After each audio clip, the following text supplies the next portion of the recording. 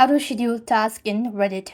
To schedule tasks in Reddit, you could use a Reddit's built-in scheduling feature for the post or use a third-party scheduling app like a Later, Delay, or Postpone as well. So first thing, open up your Reddit application, log into your account. Once logged in, you need to create a post. So how you actually do it.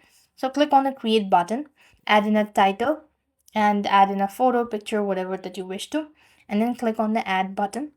And once you're done, click on the done button. As you do this, now what here you need to do is after writing your post for the everything, so I'm gonna go ahead and add in the description as well. So this is going to be the text, let's say. Now what I'm gonna do is over here you could also add a flag or whatever that you like. Click on the apply button, and if you also want to select the community, you want to do that, and click on the post button. So as you click on the post button, after writing a post, you need to select the date and time for the post to go live. So right on this section, you could find the option. Now currently this feature is not available in my case, so you simply have to go ahead and type in that, and you need to go ahead and make sure to enter in the exact date when you want to schedule the task, or that is when you'll be able to schedule tasks in Reddit.